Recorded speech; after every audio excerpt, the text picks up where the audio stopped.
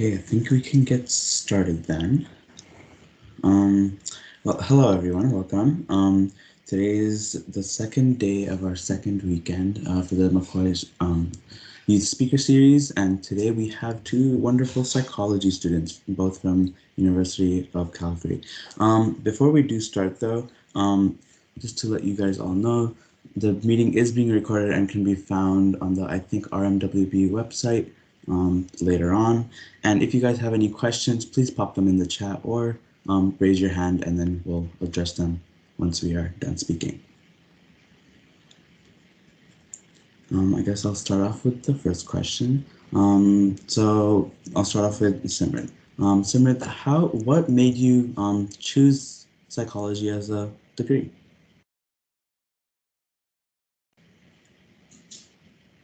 I've always been interested in like the brain and in behavior and where exactly that comes from. Like more specifically, like what goes on in your brain when you're thinking or when your mind is wandering and stuff. And I took Psych 20 in high school, and with that, I really wanted to further get to know and learn more about psychology.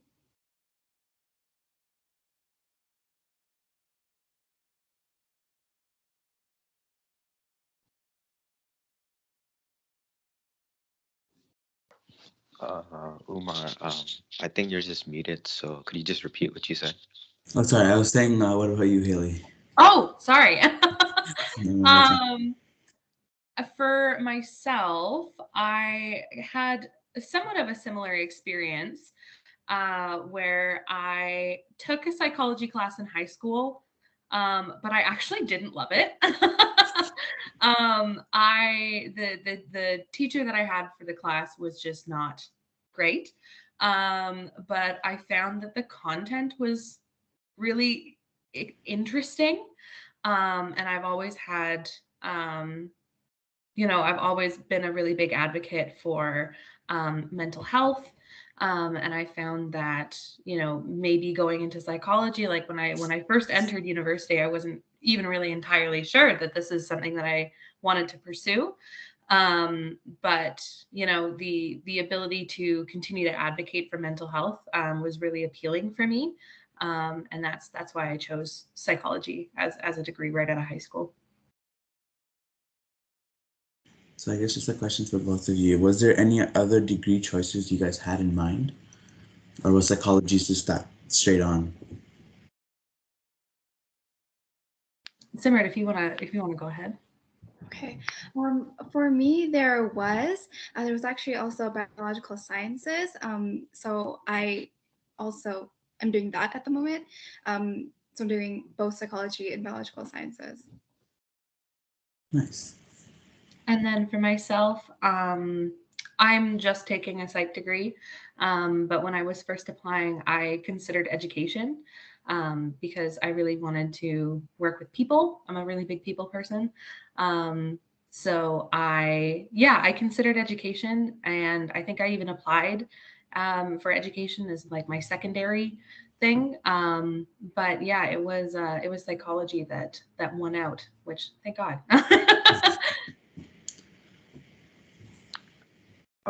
Before we just move on, I was just wondering, could you just tell us like what year you're in uni right now? You can go on, Haley, if you want to. Sure. So I am currently in my 5th and final year at U of C for psychology and honors. So yeah, I'm just finishing writing up my honors thesis, and then I graduate in spring, which is terrifying. But yeah, 5th year. I'm currently in my 3rd year at the University of Calgary. Okay. Yeah. Okay. So moving on, how did you guys find the application process going through, and talking more about it? How competitive do you think it was relatively to get into psychology at UFC? Go ahead. Yeah. Honestly, I didn't really find it that competitive. I found the application process to be pretty smooth. At first, though, I did think you needed reference letters, so I talked to all my teachers about reference letters, and now I just have a bunch that I didn't really need to use, you don't need reference letters. So yeah, that's good to know. Sorry, I turned off my background. I feel like I was lagging a little bit. Anyway, applying was a while ago. I'm old. But from what I can remember, same kind of experience. I think that the U of C website can sometimes be, and I'm saying this off the record, but I think it can be a little bit convoluted sometimes. So kind of familiarizing yourself with the website can be, really beneficial. But other than that, I found like the actual application process to go pretty smoothly. I know that psychology is one of the more competitive programs, especially kind of transferring into psychology within an undergraduate degree. The GPA you need to transfer in is like crazy high. But coming in straight out of high school, I actually found it to be pretty smooth as well. I don't remember struggling really at all. I thought it was pretty straightforward. Yeah. Also, I was just wondering, do you guys recommend applying early? Because there's any like what's the high school students, a lot of students wait till the last minute and then they apply really late and all. But what do you guys recommend in terms of applying? Any of you can start off. If you Haley, if you're comfortable, you can go. Sure. So I recommend when it comes to university, I recommend doing everything early because, and this comes from a chronic procrastinator. I'm very bad about it. But I think that, there's no harm in doing things as early as you possibly can. Because if you apply for, you apply right before the deadline, like they're going to look at everybody regardless of when they applied, but it's still like nice to have that peace of mind. And your application may be a little bit better constructed if you're not like fighting this deadline that's happening in like 3 hours and it's like 11 p.m. and everything's going wrong, right? So if you can save yourself that time and stress, like absolutely I recommend doing that earlier than later. Yeah, I would say so too. Right now, I'm trying to get my brother to apply, and he keeps procrastinating it. So apply when you feel like you can. Don't wait till last minute. I know I didn't really do apply the earliest. I kind of waited too, but apply as early as you can. I guess since we're in the topic of applications, what is something that we can that we should focus on in applications? I guess Simran, you can go. From what I remember for applications, I feel like it was just putting your transcript in. Really, that was like the main part of it. So I guess in that sense, it would be grades. But with that, I still don't want to be like, you should be very, very stressed about your grades. But I feel like that is probably the most important aspect in application from what I remember. Yeah, I'd have to agree. I think, and like I said, I did apply a very long time ago, so take things that I have to say about applications with a bit of a grain of salt. But from what I recall, I went through the Apply Alberta forum, where I was able to apply to kind of multiple different institutions in one go.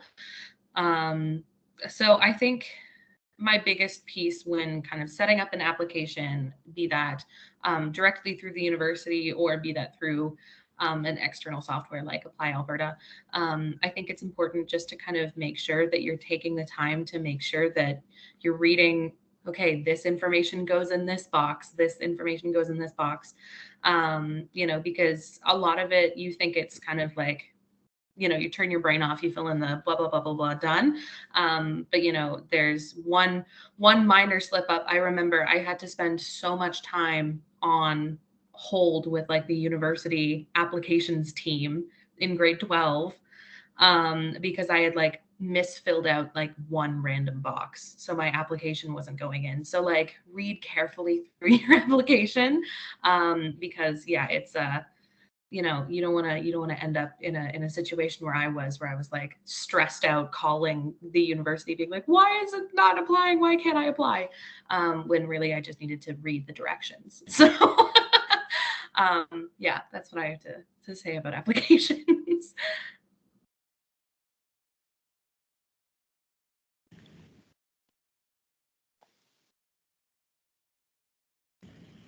I think we can move on, Umar, if you wanna continue. Yeah.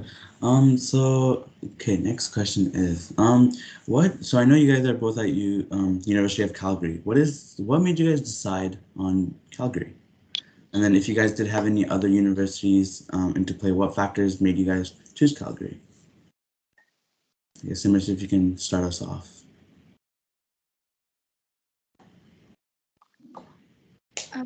For me, I asked my mom if I could apply outside of Calgary, and she said no. So it was between UFC and MRU, and I got the acceptance from UFC earlier, and yeah, I went with UFC then.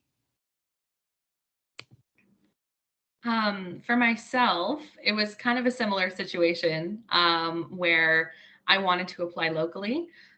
So, you know, born and raised Calgarian here, you know, it was kind of always the plan that I would go to U of C.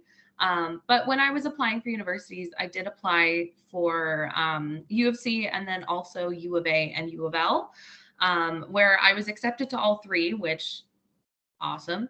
That was cool. But I think at the end of the day, and this is, I'm sure, something that'll pop up in answers to other questions a little bit later. But I really wanted to have a support system and have the support system of my family. So I actually chose to live with my parents during my first year of university, even though the commute was quite a bit farther than my commute now.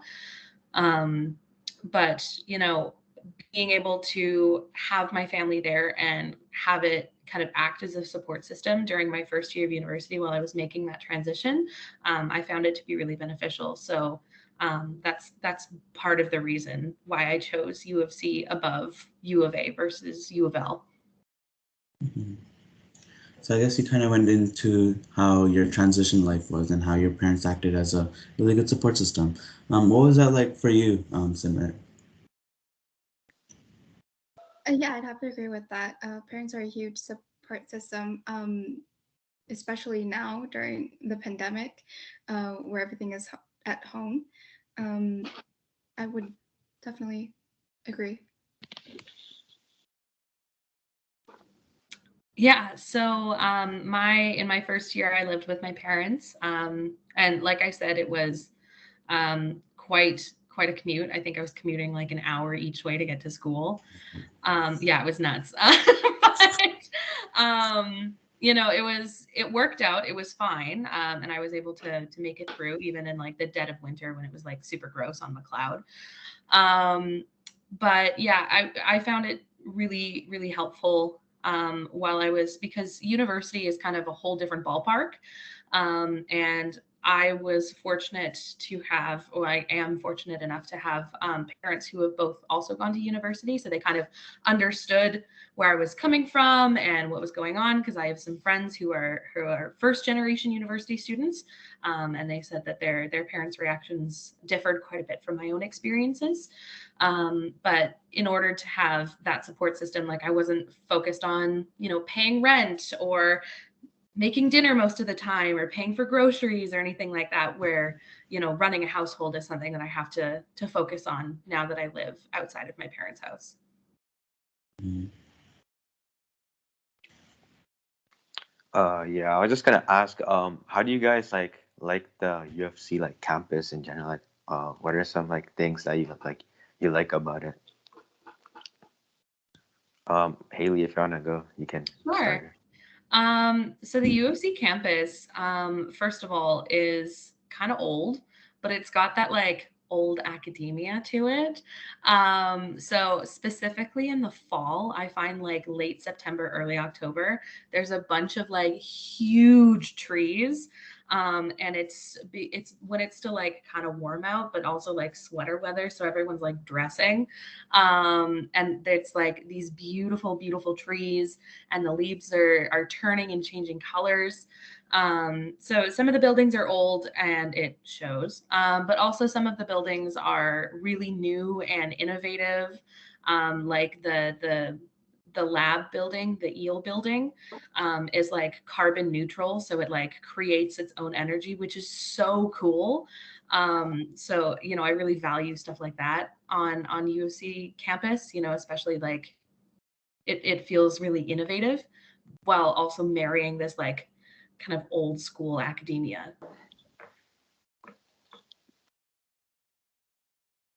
Yeah, the UC campus is very cool. Whenever I'm on campus, I actually like just walking around, and it always looks really, really pretty. Especially like Haley was saying with the big trees and everything, it's always so pretty. I have like a bunch of pictures of that. Yeah, I love the campus. Yeah, all right. Moving on. What's it called? The next question is, how's the workload like? Like, how many hours would you spend on like schoolwork in class and like outside of class? And I mean, for both of you, it's gonna be kind of different because the different years you're in. But yeah, if you want to start, Simra, you could. For me, I feel like the workload, I find it similar to high school, but that may be because I took a lot of the core classes at the same time. I didn't really find there to be much of a difference in terms of workload. In terms of classes, I'm taking 5, and it really depends on whether you have labs or not. I usually like to do a 3-2 split each semester with the 2 majors I have. And so with 5 classes on average in class, that's like 5 hours, give or take, depending on if you have labs or anything like tutorials or anything like that, which would be extra. And in terms of homework, I find the workload similar to high school. I don't think you have to spend like a lot of time on it, like up till 12 on it, or anything like that. I think it's pretty reasonable. I think you still have a lot of time just for yourself, for Netflix, for just relaxing. I don't find it to be very overbearing. Yeah, I've had pretty similar experiences to that. Being in my last year, I spread out my degree, so I only had to take 4 classes most semesters, and then these last 2 semesters, I'm just taking 3, and 2 of them are seminar based, so I just like show up and have an opinion. So there isn't really like homework aspects to it. So right now, I'm mostly focused on work. So I work in a research lab with the university. So I'm mostly doing that instead of coursework. But I think the amount of time that you're going to have to spend on any course, and yeah, like any given course, really depends on, I think, what the course is, but also how the professor sets it up. So you're going to be working, the amount of time that you'll spend is probably the same, but it'll be distributed differently if you're doing like weekly quizzes and labs and XYZ versus if it's just 2 midterms and a final. So if you're doing 2 midterms and a final, like obviously you're going to want to spend that time leading up to the midterm studying and reviewing and revising and all that stuff. But on like the regular day to day, it's very unlikely that you'll be doing coursework for that. Whereas if you have like a weekly quiz or a weekly lab write up that you need to worry about, you're more likely to be kind of spending more time per week dedicated to that course. So yeah, I think I agree with you, Simrat. Like anything with a lab aspect is generally going to kind of like boost your workload just a little bit, but it's still like entirely reasonable. In my first and second years, I took a lot of lab-based courses, and I was still found plenty of time to do other things. Right.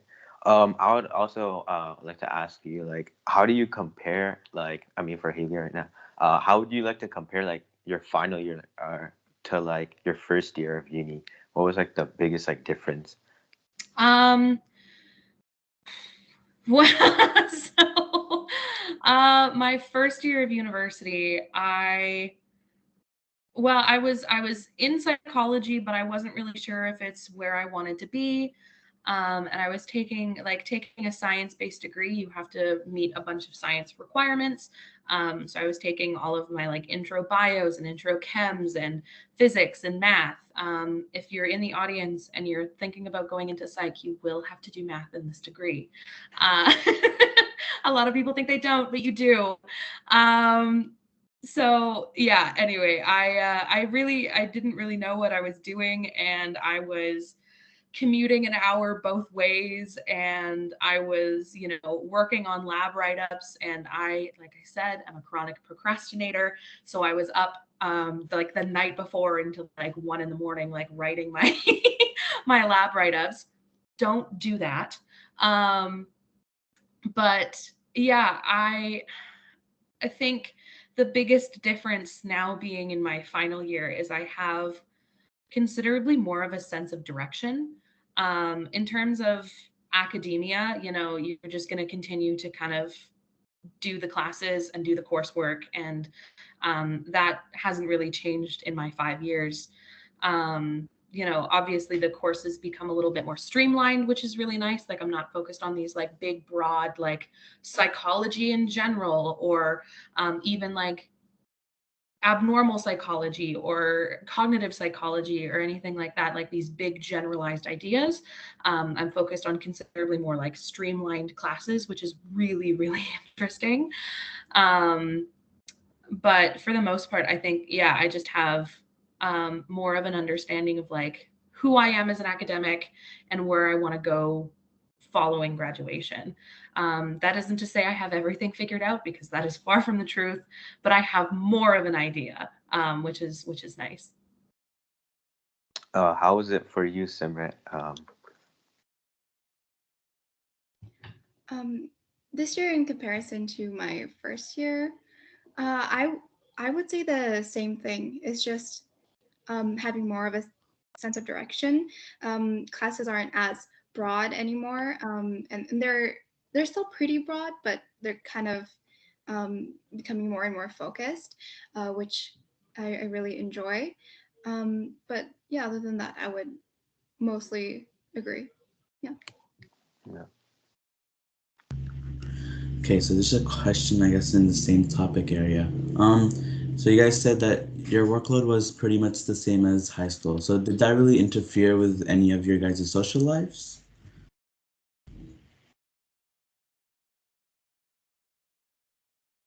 I guess, Simrit, you can start us off.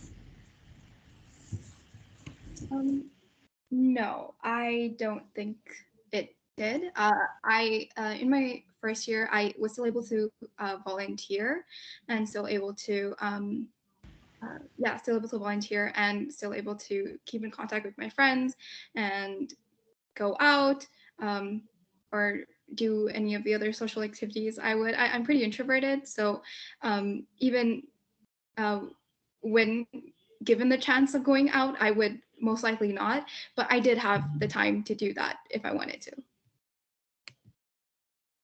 Good. What about you, Haley?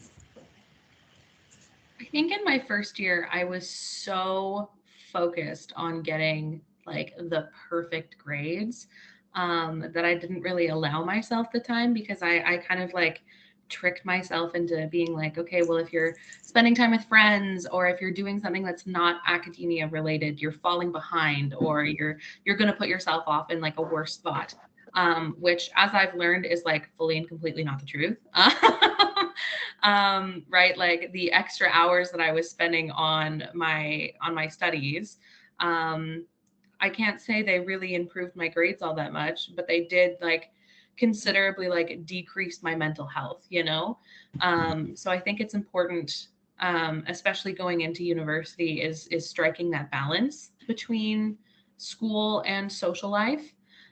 Because you can be on that grind 100% of the time, but is it going to be beneficial to you in the long run? You know, like my mental health got better when I started hanging out with my friends more. Shocking.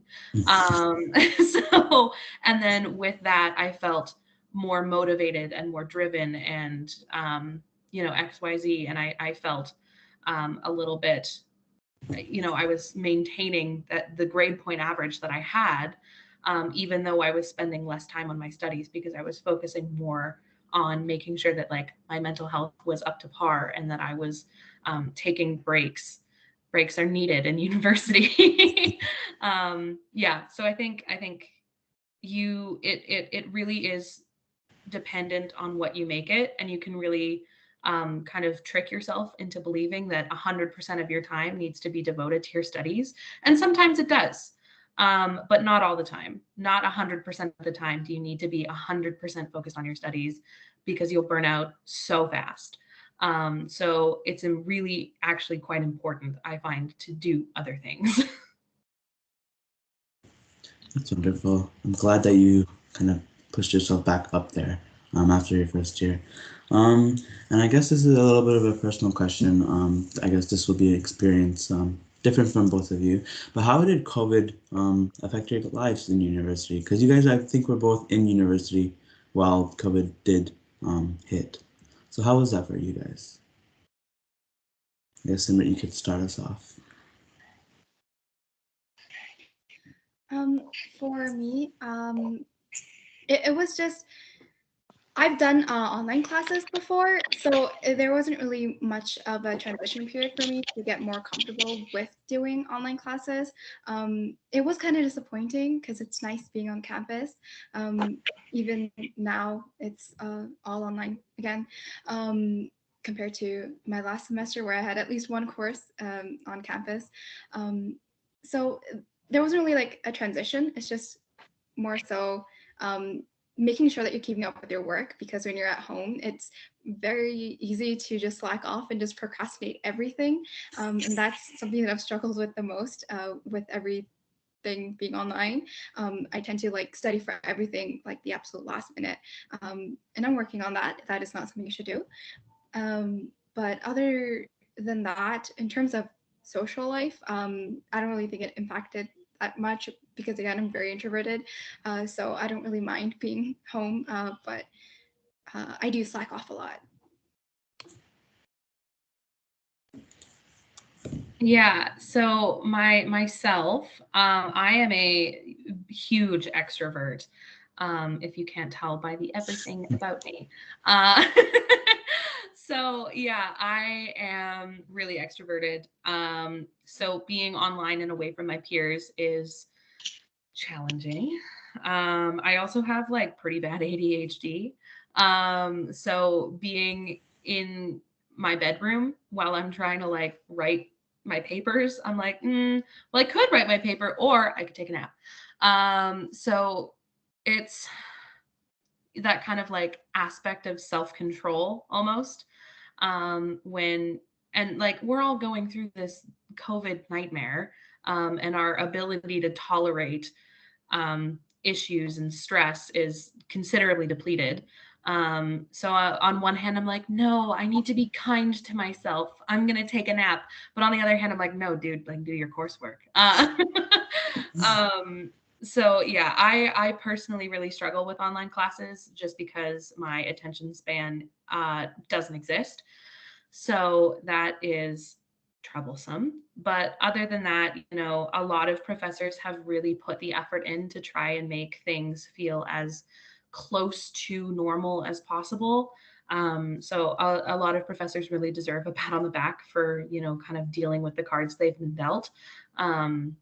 So yeah, I think, you know, we're all just doing our best, but online school has made things challenging.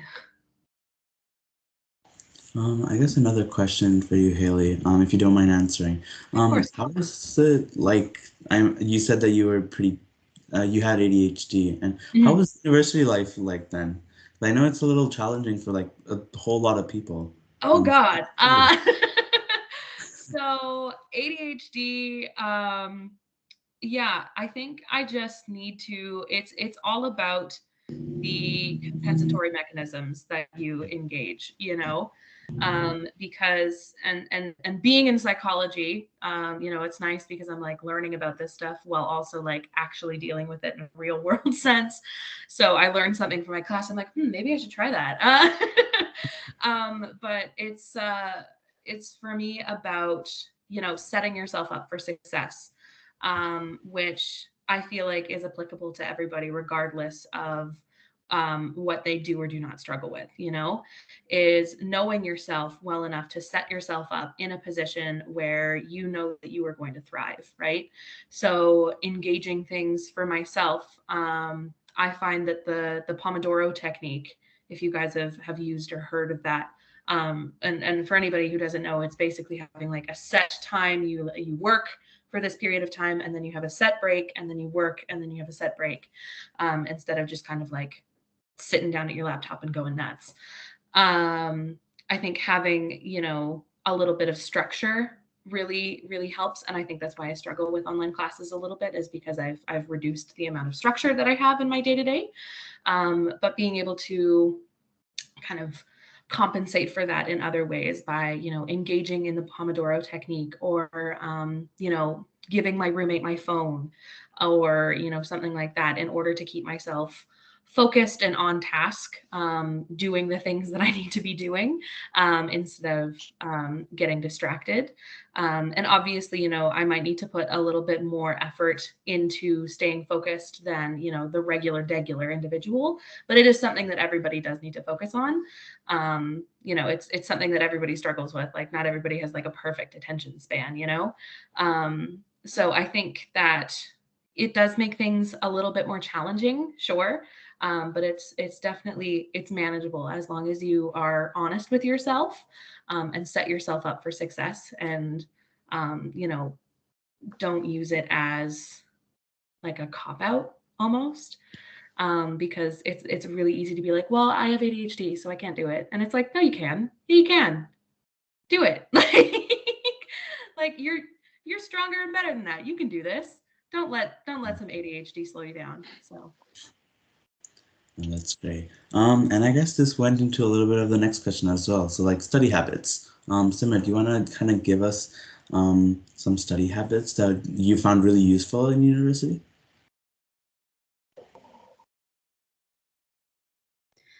For me, coming into university, I used to type a lot, and I used to type all my notes. And I found that somewhere within university, I became a more visual learner. So for me, what I like to do as a study habit is just talk to myself. Relay all my notes, whatever I'm studying. I try to teach it to myself, or pretend I'm teaching it to someone else. And I find that really helps me to understand the topic better, and just study better as well. And that's something that I'm getting my brother to do as well. So like whenever I walk and I see him just talking to himself, I'm like, he got that from me. But he also finds it really helpful. So I guess that would be like my main tip: just talk to yourself. That's great. For myself, I have a doggy on the dashboard of my car, so I do the same thing. His name is Wilson, and we have great conversations. So, but yeah, so myself, I put a lot of effort into making sure that the notes that I take in class are really in depth, because I made the mistake far too many times of like abbreviating something, or, you know, writing something down only like kind of half, and I'd be like, I'll remember it later. No, I won't. My memory is very bad, so no, I won't remember it. So I spend a lot of time making sure that my notes in class, you know, are really in depth, and, you know, I try to be as present in class as I possibly can be, so that I'm able to take in that information from the get-go. You know, like, showing up to class is one thing, but being like actively engaged in class is completely a different thing. So I that's kind of step one. And step two is I like to kind of reformat my notes. be that putting all of my notes into a Quizlet. I love Quizlet. Or, writing them out in a notebook, or, revisiting definitions or making a mind map or something like that. Every single class for me is different. There isn't a single technique that I kind of use across the board. But as you go along in your university career, I'm sure, Simrit, you can speak to this as well, but you kind of learn like what works best for you and when. So if it's like a really definition heavy course, like I'm using Quizlet, or if it's, more of like an interlocking concepts, like I'll probably write it down on a piece of paper, make like a little word mind map situation, and the nice thing about first year is you get a little bit of a chance to just kind of like explore that and find out what types of studying work best for you, because there's no one size fits all. But yeah, there's a bunch of really great resources on campus that help with study techniques as well. If you're struggling and you can't find the one, there's resources on campus that you can access as well.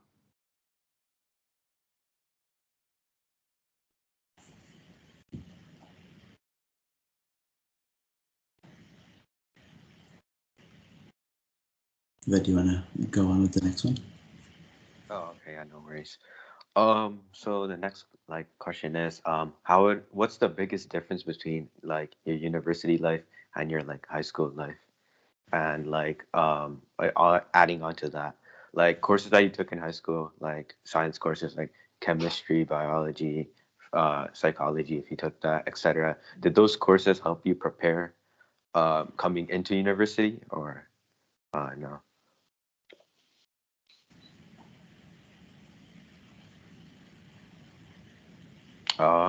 Haley, if you wanna start it off, you could. Sure. So because I am taking a science degree, and I'm sure Simran, you can speak to this as well. But I found specifically in chemistry and math, less in bio. I found that bio was kind of like a standalone thing, like the Krebs cycle and like how photosynthesis works, like real kind of basic stuff. But they usually like just kind of like go off on their own thing. But chemistry and math both kind of expect you to have some sort of like basic level understanding, which was not good for me because math was not my strong suit in grade 12. So I didn't necessarily have the best foundational skills for like going into calculus, because that's the university level math that you'll take is calculus. So my pre-calc skills were not good. So I had to kind of play a little bit of catch up in terms of that. I was able to do it. Like obviously, I'm fine. We made it through. I think I got a B in that class. So, if a schmuck like me can do it, you guys can too. But yeah, I think with chemistry and math, they kind of expect sort of like a foundation of understanding. But most other classes, they kind of expect you to like not ever have read a book. And they'll kind of walk you through it for the most part. Which is nice. Like the transition is pretty smooth for the most part in terms of STEM courses. Yeah, I would agree with that. Math and chemistry definitely do have expectations, and even as you go through higher courses, I feel like chemistry is one of those that you really need to retain that information if you are going to take more chem courses in your university career. Other than that, I feel like the high school science courses really set me up well for the university level courses, especially with psychology. In my school, Psych 20 was like an intro course, and it was very similar to actual intro to psychology in university. So I found that really cool. I was like, oh yeah, I've heard of that.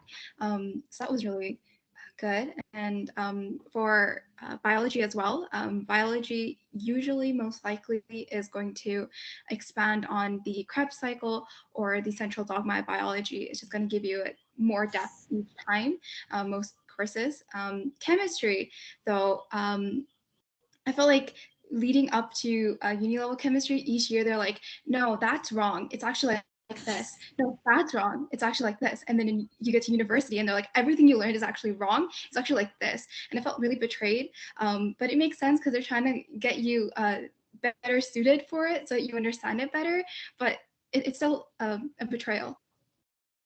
Other than that, yeah, they really set you up well, I think. So I have another question. Some students from what's it called, high school, when they transition over to university, especially first year, they have a kind of a struggle at the beginning due to like the change in like workload, the difficulty of the courses and all and stuff. Did you guys also face this when you guys entered university, first year? Uh, Simra, if you wanna go. Okay.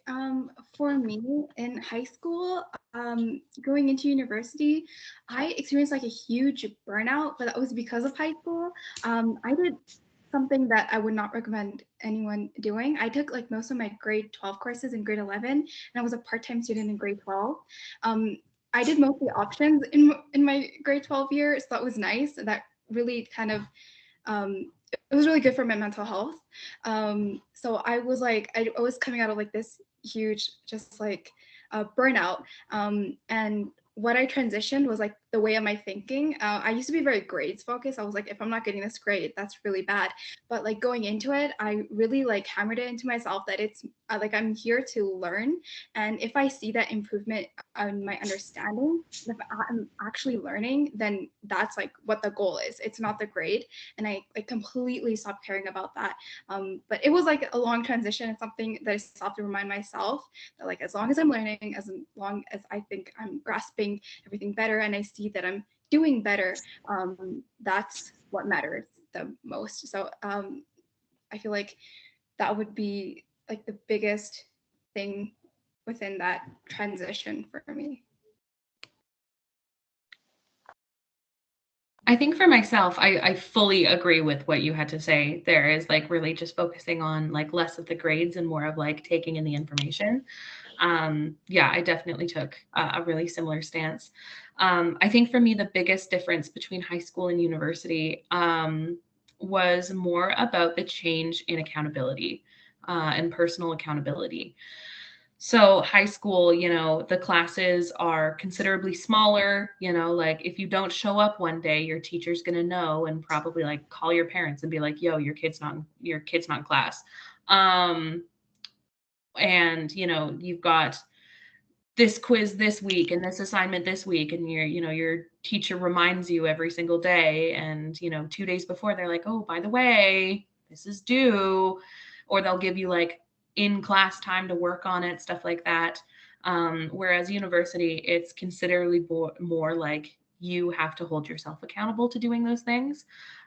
So I got into a really bad habit in my first year of skipping biology because it was my first class of the day and I was like, well, I just don't want to go. Don't do that.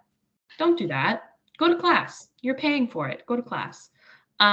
So yeah, it's in these big rooms of people, your intro classes, you're very likely to be in classes that are 200 to even 400 people. So if you don't show up one day, no one's going to notice, but also now you've missed class, right? And people aren't just saying things in class for funsies. Like you need to know this information.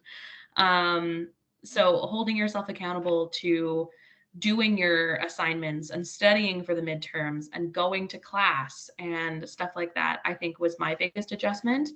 Because I was like, oh man, like no one is in charge of my education but me, and no one is going to hold me accountable for my education but me.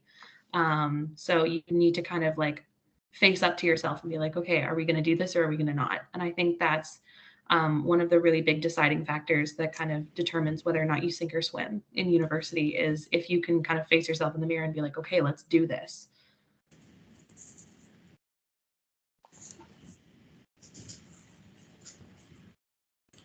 That's definitely true.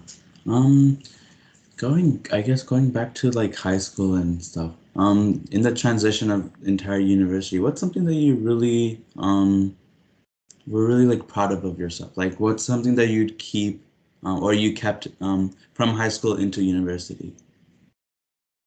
I guess Simran, you could start us off there. For me, like before I went into high school, everyone was like, you really need to make sure you're involved in all the clubs and everything like that. And I would say that's also important for university. And that's something that I kept from high school to university is getting to know the clubs and getting involved with the ones that you'd like. It's a good sense of community, and it's also just good to be a part of a club, and it's nice. So that's something that I kept and that I would recommend for people to do. Yeah, I definitely agree. I was involved in a lot of extracurriculars in high school, and I'm actually not very involved in university. And I can say that I like miss that quite a bit because I'm focusing on my like volunteering in research labs and like working and school and all of those things together, and then just like maintaining my social life. I don't really get a chance to engage in some extracurriculars, and I think that's something that I really miss. And I wish that I had taken more initiative to join in some extracurriculars. So I would absolutely back that as someone on the other side, 100% do that.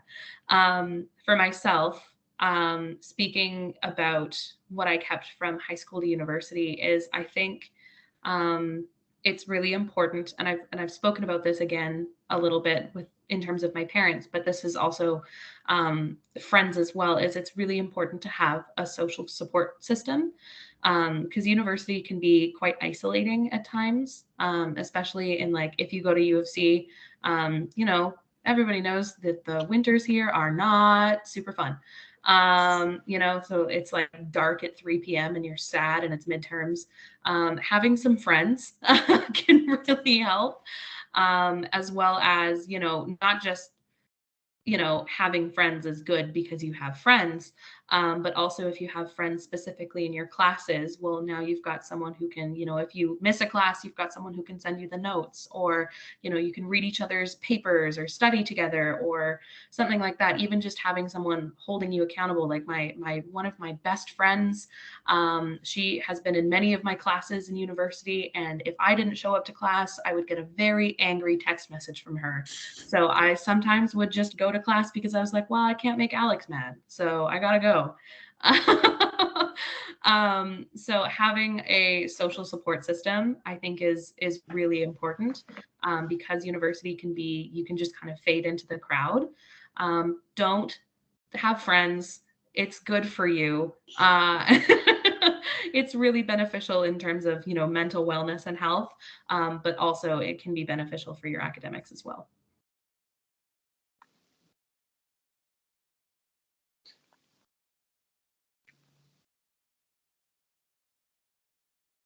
Mariana, move on.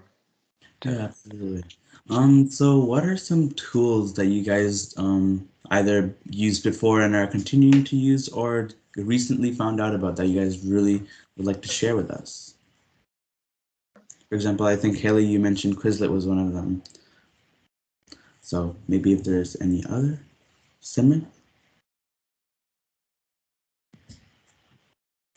For me, going into university, I started using OneNote, and it's basically just where you could take notes and you could also draw on it at the same time.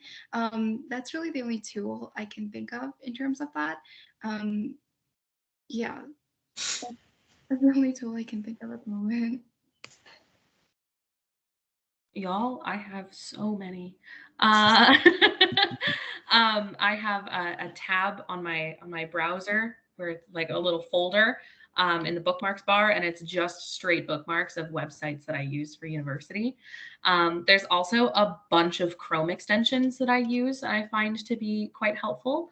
So I have a Chrome extension for the Pomodoro effect, or the Pomodoro Technique. So it's a little tomato and it sits in the corner of my desktop or in my browser, and I click on it. And when I'm supposed to be working, it's like a little red tomato. When I'm on a break. It's a little green tomato. It's very cute. I think that's really lovely. As well, there's a bunch of, being in psychology, a lot of the things that you're going to turn in have to be in proper APA formatting. And APA formatting is sometimes a little bit difficult because it's very like nuanced and very nitpicky about like, well, this character needs to be italicized and there needs to be this needs to be bold, and if this is bold, I'll kill you, right? Like it's all very it's dramatic for what reason. So I have a lot of APA things that I use. So there's a website. If you've used it before, great. If not, it's called Citation Machine, and you can put in any journal article, website, whatever, and it formats a properly formatted citation, which is, really, really nice, because you have to do like 25% of the work by like just proofreading and making sure that it's like all good to go, versus having to do the entire citation by yourself. As well, I have another Chrome extension called what's it called? I think it's called MyBib. And it's just another, again, like I said, another Chrome extension, where if you're looking at a journal article, you can just click on MyBib and it'll add it immediately to a bibliography. So it generates the whole bibliography for you in proper citation format. And you can just, again, you have to do like 25% of the work versus 75%. And it's all like properly formatted for you. It's very, very nice.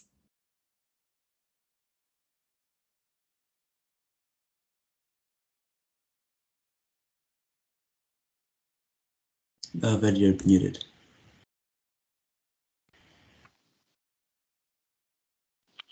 Oh, man, my bad. I was just saying, thank you for all the tips and advice on like using apps and stuff to help you out throughout university. I have a question actually. I was just wondering, it's a little different from Umar's question, but I was just wondering if you could go back in time, would you still pursue the same program you're pursuing right now? And also, in addition to that, would you still attend UFC, or maybe would you look out for another university? Haley, if you wanna go, you could. Sure. When it comes to the University of Calgary, and psychology as a program, I can honestly say that I wouldn't go back or change anything. I really, really enjoy psychology, and as a first year, maybe this can be a bit.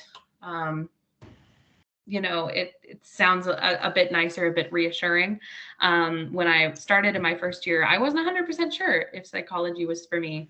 Obviously I thought about pursuing education or, something else. I wasn't 100% sure if this is where I wanted to be. But I think looking back, like this is really exactly where I needed to be. And I really value the time that I've spent at U of C. When it comes to looking at other schools, like obviously there's going to be other schools that you can pursue. But for my undergraduate degree, I really liked the idea of being so close to home and being close to the friends that I had made in high school and my family. And, it's known, it's not, I don't need to move to another city and learn how to traverse there and learn all of that stuff on top of trying to be a university student. I am thinking about pursuing, a different university for my graduate degree. I want to pursue a master's in psychology as well. So I don't think I'll stay at U of C for that because I'm like ready to fly the nest now. But in terms of my undergraduate, no, I think the U of C psychology undergraduate program is really great and equips you really well for whatever it is you want to pursue going forward.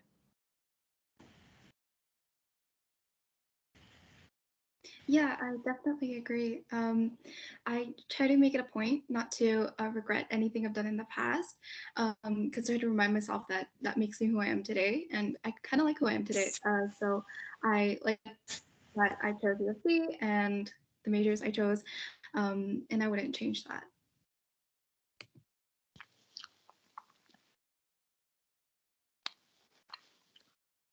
That's great. Self-love is always the best. But yeah, so you guys have been in university for quite some time. So what is something that you guys really found frustrating, and or exciting? Like, what parts of the journey? So I guess, Simran, if you could start us off with that. Okay. In terms of frustrating, I guess it would just be sometimes when the workload, because of myself, because of how much I procrastinated, I have to do all of it last minute. I think that's the only thing that I really find frustrating. So in terms of the opposite, it would be the material I'm learning at the moment, because I really, really enjoy it, and it really makes it worth it, even when I'm doing it last minute, which you shouldn't. But yeah.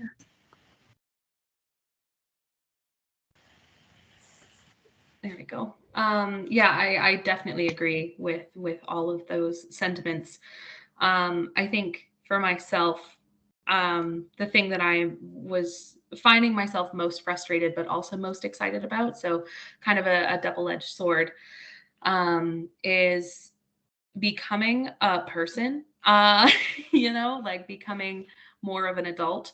And obviously, I am not completely an adult, but I'm definitely more of an adult than I was when I started.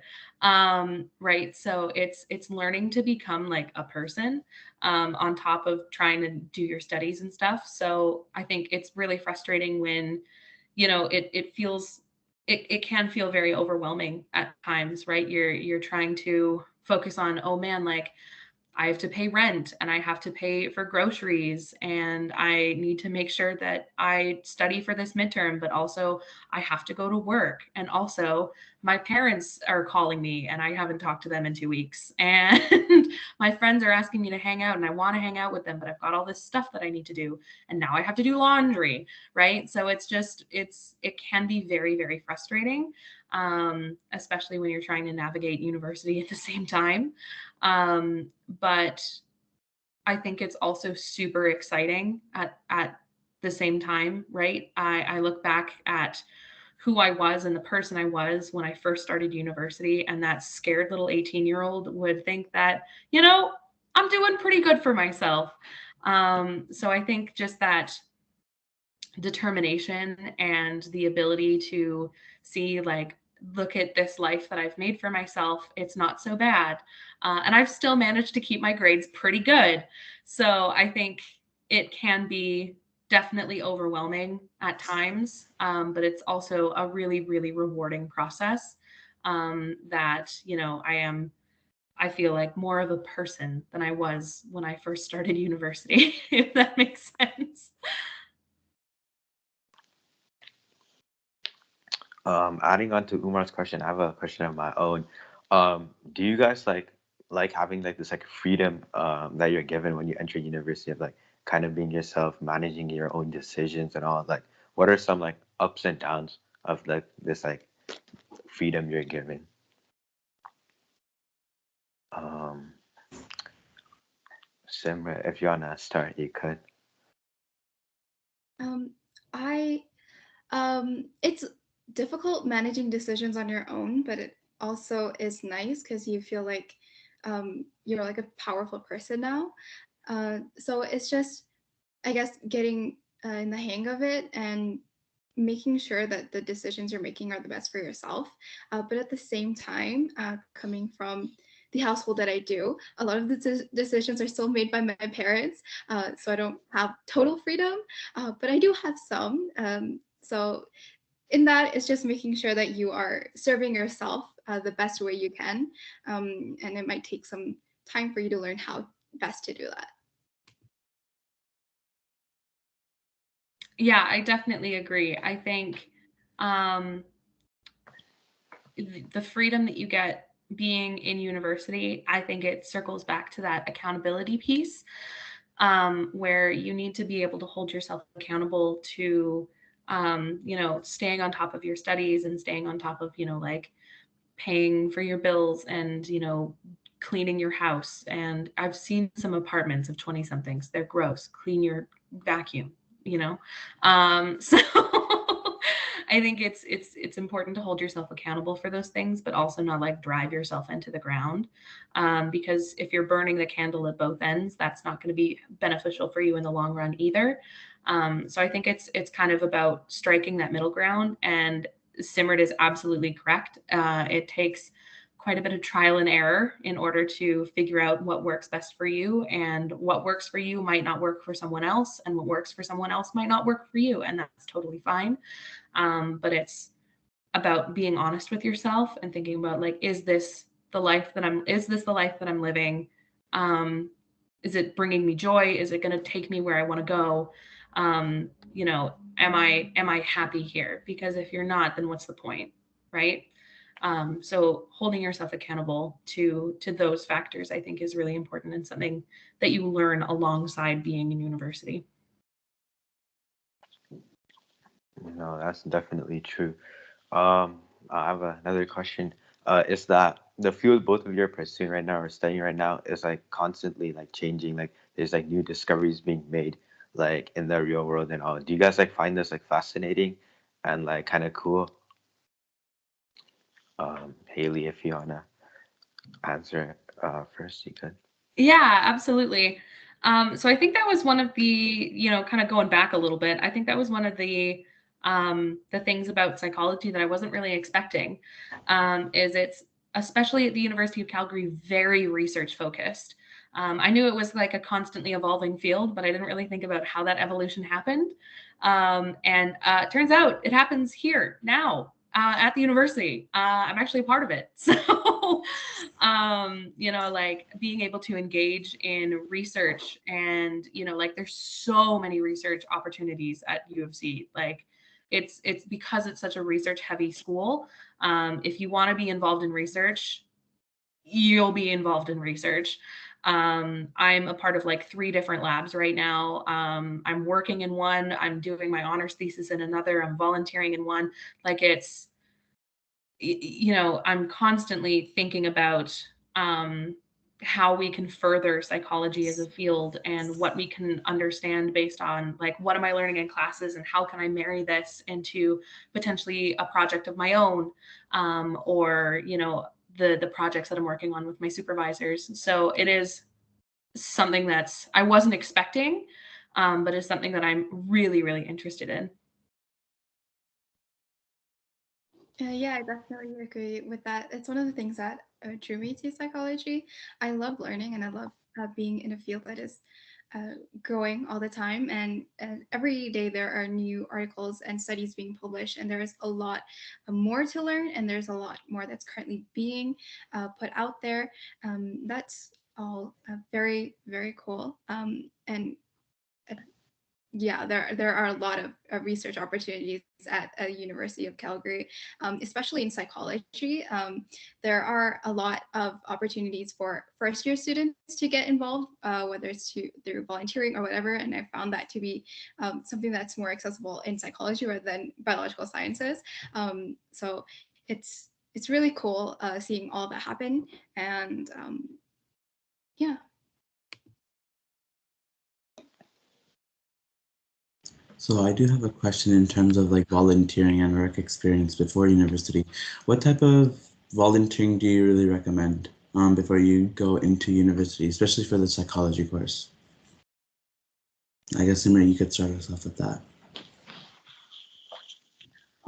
For me, I don't really think there is a certain volunteering experience that would prep you for psychology per se, but there are a lot of volunteering experiences that could prep you for what you want to achieve.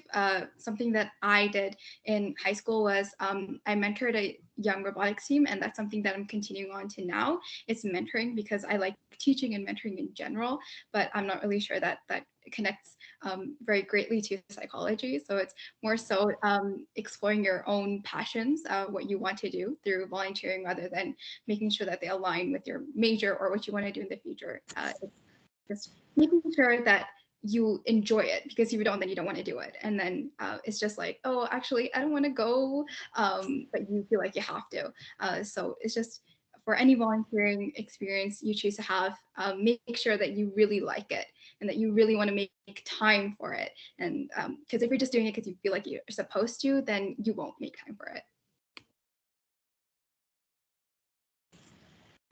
Yeah, I agree. My own experiences in high school, I don't think I did any volunteer work. I think if I did any volunteer work, it was like completely unrelated to psychology. Like I did like helping with like community theater or something like that. Like not related to psychology at all. So I think with volunteering in psychology, specifically volunteering in research, I think the biggest piece of advice I have with that is, and the mindset that I think personally people should kind of take into that.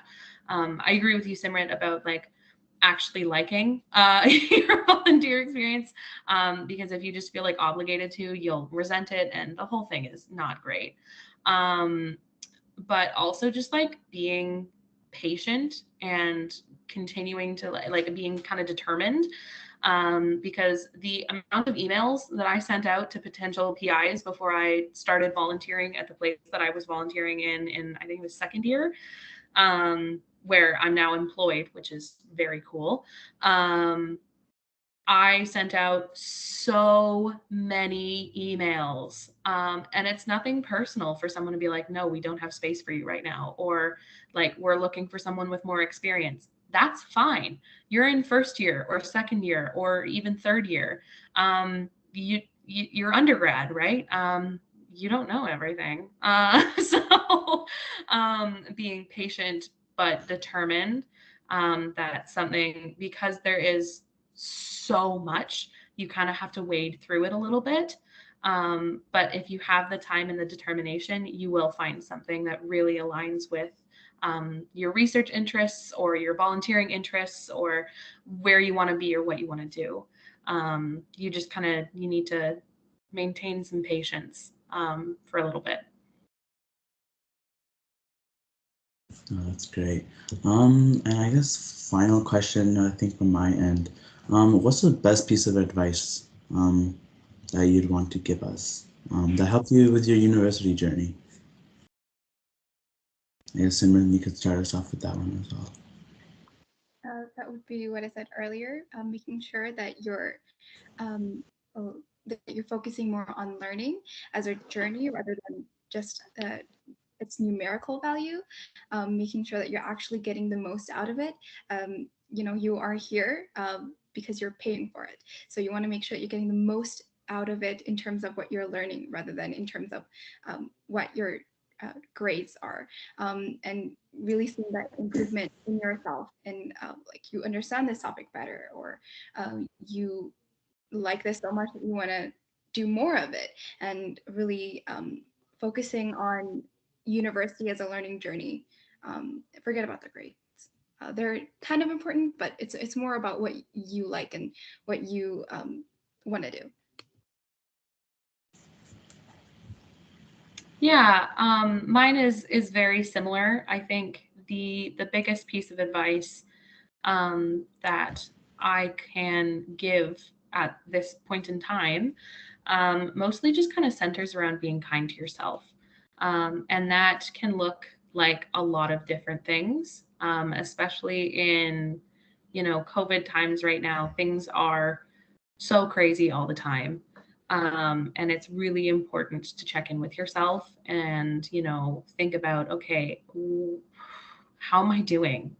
And being kind to yourself can look like, well, I need to put more effort into my classes right now because I'm kind of slacking off right now. Like self-care doesn't have to be all like bubble baths and face masks. Like self-care can look like, grinding a little bit, because future you is going to benefit best from that.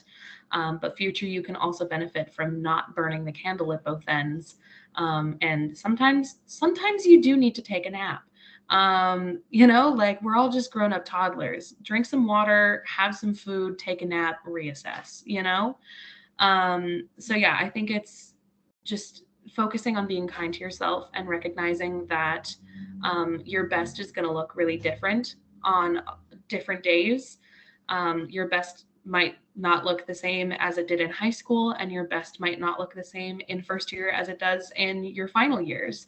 But continuing to try your best, regardless what that looks like on the day or in the hour or the minute even, continuing to do your best and be kind to yourself.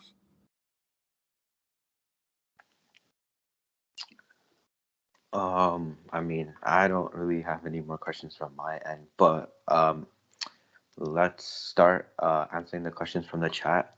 If anyone wants to write any questions or raise their hand up to ask their questions, please raise your hand up. Noel, if you want to turn on your mic and ask, go ahead. Hi, yeah, thank you for speaking to us. I feel like this has really helped me personally to feel a little bit more prepared for university. I was just wondering, what was your guys' hardest part of like your first year? Like, what was the hardest, like your most challenge? Like, you know? Simran, if you want to go ahead.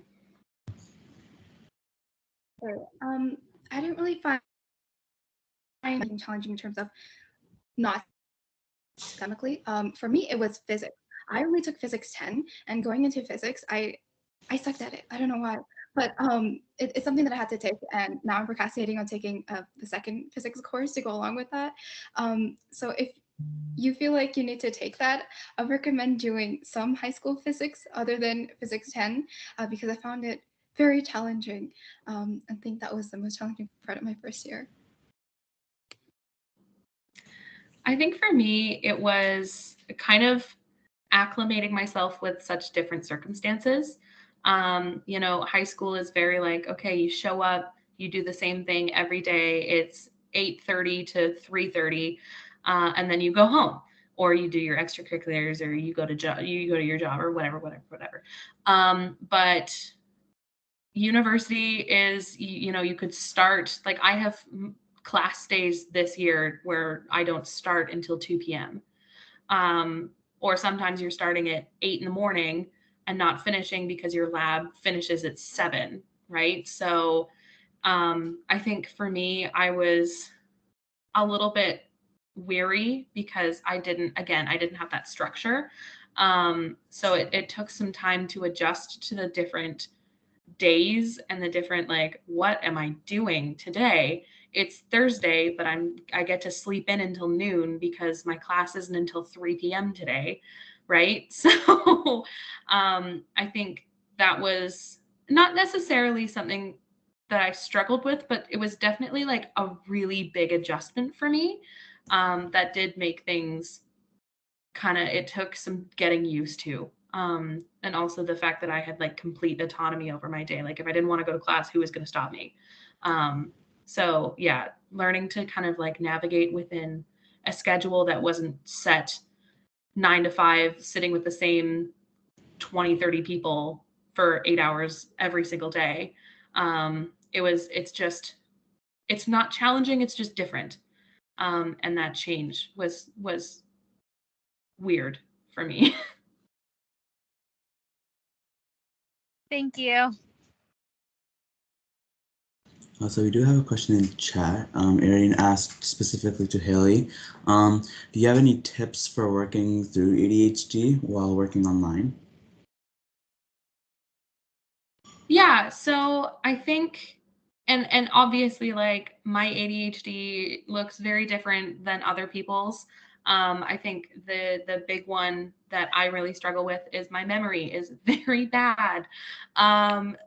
You know, so I will repeat myself a million times, and I'll tell the same stories a million times, and I'll ask the same questions a million times. And I think that's why my notes in class are so detailed. You know, online is actually somewhat of a help, because if I like zone out during class and I miss, you know, 5 minutes worth of notes, I can just go back to the online recording and be like, okay, this is what I missed. Time to type it in.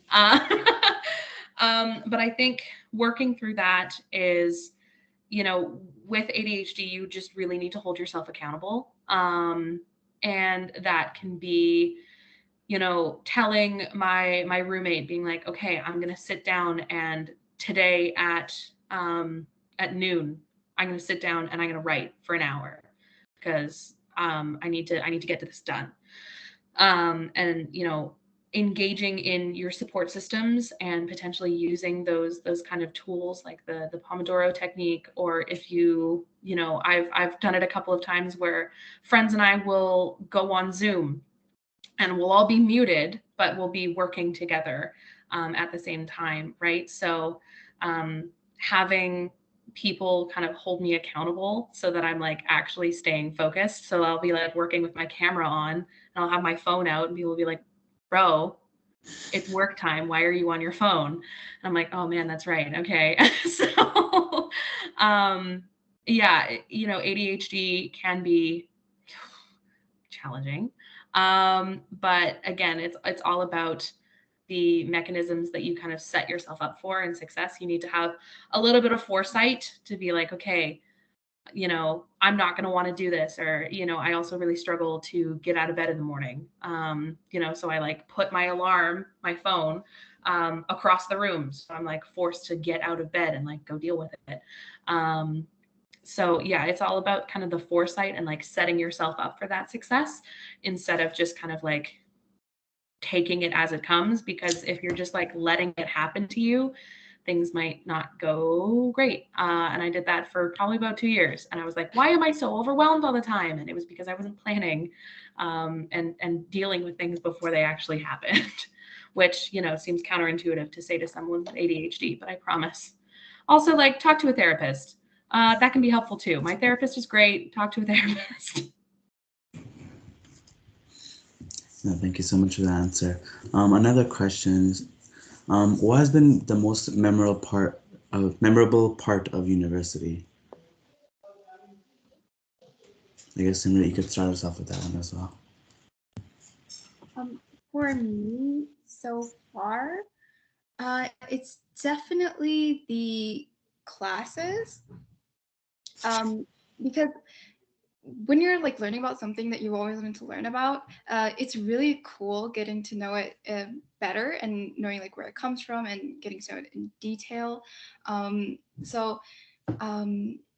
Most recently, I think what I remember the most, what would be one of the highlights of university, would probably be Developmental Biology, which I took last semester. It was a really cool class, and it was really cool learning how we develop. And right now I'm taking developmental psychology, so it's like a nice balance. And I think that would probably be like the material itself would probably be the most memorable so far for me.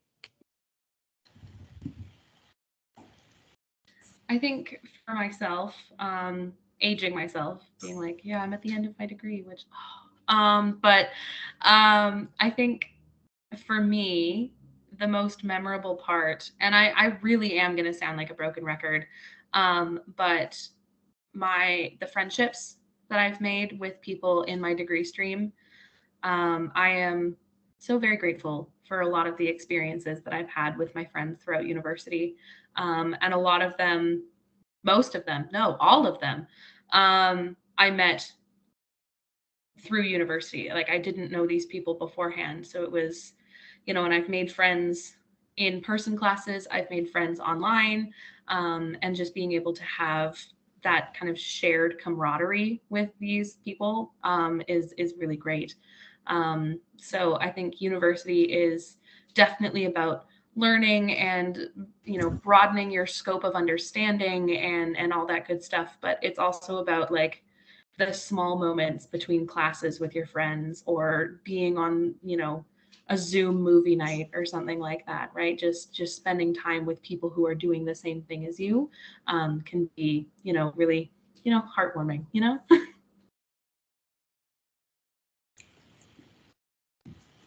That's great. Another question in chat. Once you got into the major, how did your opinion or perspective on psychology evolve?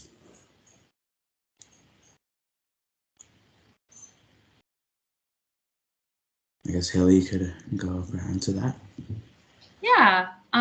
So like I said, when I first came into psychology, I would like to pursue potentially being a clinician and working with individuals, potentially being a therapist myself. Um, and so I really didn't know what was involved in that when I came into university. And I didn't really know the steps. I was like, well, I guess I'll go to university and figure it out. And, I did. So, plan worked. Um, but I didn't understand. First of all, I thought that that's all that psychology was abnormal psychology. But there are so many different subfields.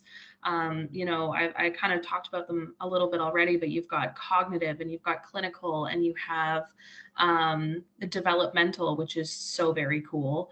And you have neuroscience, like I'm working in a concussion lab right now. Neat. Right, so there's so many different avenues that you can explore in psychology, which is very, very cool. So I definitely didn't know that, but I also didn't know how, I guess, kind of involved my current career stream is going to be. So becoming a lot of undergraduates come in thinking, I want to be a therapist. Like I'm not original, so but there's only so many that continue with that because it is very involved in most provinces. Alberta is excluded, but they're changing that here soon. In order to be a registered psychologist, this isn't the same as like a therapist or a counselor, that's different training. But in order to be like a registered psychologist, a registered clinical psychologist, you do need to have your PhD, which is, information that not a lot of people like hearing. And I had to sit down with myself and kind of grapple with that idea of like, oh my God, is this actually something that like, do I want to get my full PhD in order to do this? The answer is yes, and that's what I'm going to do. But it is definitely a bit jarring for a lot of people, myself included, learning that this avenue that you want to pursue is going to take a lot of schooling in order to get there. Yeah, I would agree with that big time. When I wanted to go into, when I first went into psychology, I was like, I want to be a therapist, and then learning all the different fields of psychology and being exposed to all of them. Now, like my focus is more on cognitive and neuropsychology, so it shifted quite a bit. But yeah, like when I first came here, I was like, yeah, I want to learn about mental disorders and I want to help people in that way. That completely shifted.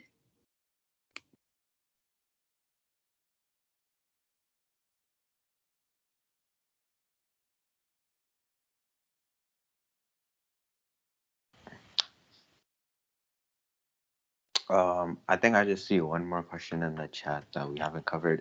Avery just asked, is UFC a nice school? So, uh, whoever wants to start first, they can. Go on ahead, Simrit. Yeah, it's a nice school. It's cool. It has a nice campus. The people are pretty chill and cool. You'll meet some good people.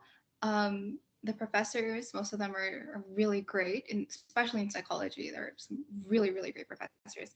And they really care about you as well. Even though you feel like there's some distance and, there might be some dissonance, they're a prof and you're like just a student out of like 200 other students. They really do care about you. It's a good school. You learn a lot, and yeah, it's a good school. All right, I'm gonna level with everybody here. Is it the best of the best of the best? No. But it is a good school? Yeah. It's a good school. You're going to get a good education because the curriculums that they've got sorted out are actually quite in depth, and they set you up really, really well for future endeavors, be that going on to pursue a master's or a PhD or going on to pursue, a different degree or changing your mind or going straight into the work field. It gives you a lot of really great experience and knowledge as long as you apply yourself. I think U of C is a really great school. I actually, maybe I'm biased, but I think it's a good school. I've definitely enjoyed my time here.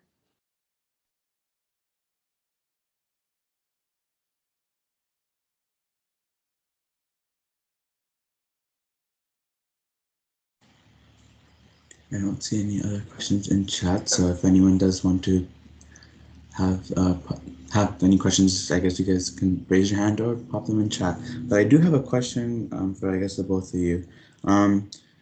Haley, you said that you were part of like 3 researches. So how is that like? So, like I said, I've been involved in quite a few research labs in my time at U of C. So I started with my research with Dr. Kopala Sibley, who I just randomly contacted and was like, "Hello, I'm in second year. Please let me volunteer in your lab." And he said, "Sure, fine." So I was really drawn to his lab because it focuses on adolescent mental health and the development of anxiety and depression in the youth population, which is very cool. But I also got to work directly with participants and sit in on clinical interviews and, work directly with people instead of just data, which I really valued. So I was there for about 2 years, putting in, maybe 8 hours a week, maybe 6, sometimes less, sometimes more. Just kind of whenever it fit in my schedule. And then I pursued my own research project, which I conducted the summer of 2020. So I was fortunate enough to receive the Alberta Innovates Research grant. So I did that under the supervision of Dr. Daniel Kopala Sibley, and we did research together. And then following that, he said, "Hey, do you want to work for me?" And I said, "Yes, please. That would be great. Please give me money." So now I'm the one running the clinical interviews and doing things like that, as well as other administrative things that happen behind the scenes. As well, I've worked in a master's student lab. So she was actually my TA for one of my classes. And I really liked her. And I knew she was doing her master's program. So I reached out to her and I said, "Hey, if you ever need an extra pair of hands, let me know." And she said, "Hey, I actually do." And I think that is really the lesson here is just sometimes you just need to have the audacity to ask. And the same goes for my honors lab. I'm actually working with the department head, Dr. Keith Yates, he's great. He's a great guy. But when I was applying for my honors, I was like, well, I want to work with kids. I want to work with the brain. I don't know. I couldn't find anybody on the list that they give you of prospective supervisors. So I said, "You know what? I'm going to email the head of the department. What's the worst he's going to say? No." So that's what I did. And I said, "Please let me be your honor student." And he said, "Okay." So, those are just 3 stories. And I have received far more no's than I have yeses. I can't say that it was all smooth sailing like I've made it sound. It very much was not. But it's allowed me to engage with a bunch of really cool projects. The master's student was learning about suicidality, and my honors lab, I'm learning about concussion outcomes in kids. And the one that I'm working for with Dr. Kopala Sibley, we're learning about adolescent development of mental health issues, right? So a really broad spectrum. So kind of trying to broaden my horizons, but it's been a really great opportunities have kind of come my way. That's great. Thanks for sharing that. Simran, are you involved in any research? Yeah, I am. I'm also like technically a part of 3 labs. So in my first year, we had this like this event where we could talk to other undergrad students in psychology that were involved in research. And I remember one of the people on the panel, they mentioned something about Love Lab. And so then I contacted them and I was like, can I volunteer? And they're like, okay. And for them, I really, what they do is they collect surveys, and it's about like relationships, not necessarily romantic, but usually yes. And so I would just kind of sit there watching everyone type in their surveys and make sure that they got a credit for doing the survey. And then in my second year, I emailed Dr. Cam for the internal attention lab, and I emailed her like 500 times before she replied, and she was like, "Okay, fine, I will. Let's meet, and sure, we will get you to do something." So persistence, I guess, is key in that. And I'm really not kidding. I emailed her like at least 10 times, like every day I would email her, and she finally replied. So now I'm a part of that lab, and we're focused on like mind wandering and what's going on in your brain when your mind wanders and stuff. And most recently, uh, I'm a part of the Ariada lab, and in that we're working on the microbiome and how that relates to kind of your brain and immune system and stuff. And for that, right now, I'm getting my training in mouse handling. So yeah, that's cool. That does sound really interesting. I guess we'll give it a couple of minutes for any last minute questions before I guess we can wrap up. Just an aside here, Simrit, that's actually really funny that you're in Julia's lab, because one of my really close friends is the honor student for Julia, or one of them. I know there's like 2 or 3, but anyway, if you see Rayla, tell her I say hi.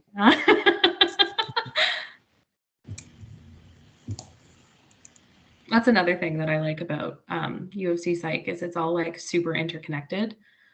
Because it's not like the biggest department. It's not small by any means because there's like a million subfields.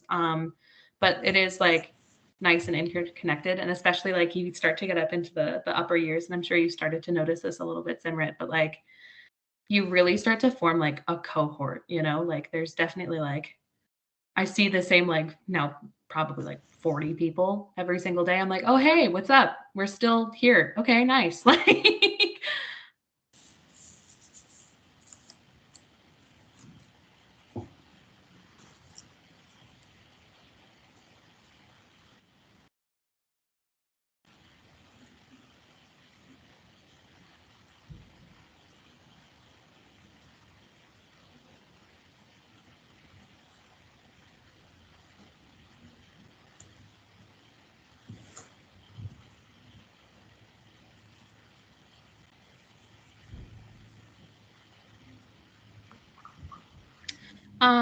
on top of extra questions, you know, with, you know, this recording, and I know it's going to be made available. But I think I'll also just like drop my email in the chat. If anyone wants to contact me outside of this, my inbox is always open. And by that, I mean like it's literally always open on my computer.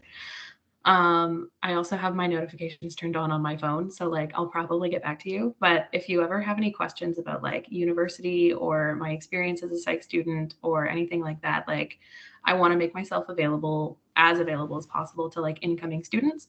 I've been a part of the orientation, and you know I've mentored probably 4 or 5 different students throughout my time at U of C. So this is nothing new for me. So please, if you want to reach out, absolutely, you're more than welcome to. So I'll drop my email in the chat if you know, you want to reach out to me, go nuts. Thank you so much for that. That's really great, and I'm gonna copy you and do the same. Well, thank you, both of you guys.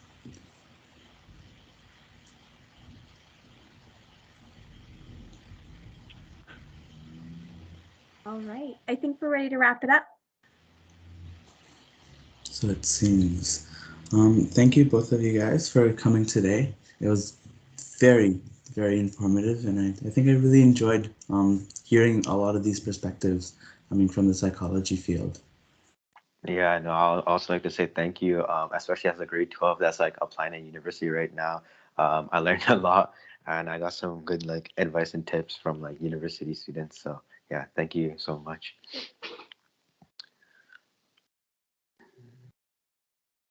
And just so everyone knows, this will be made available on the RMWB website under MACOY. I will put that into the chat. It might take a week or two. You'll also find yesterday's speaker series where medicine was the topic, and December's speaker series, which was on STEM. So if you are interested in any of those, that's where you'll head. And of course, we have 2 more speaker series coming up in February and March. So please stay tuned.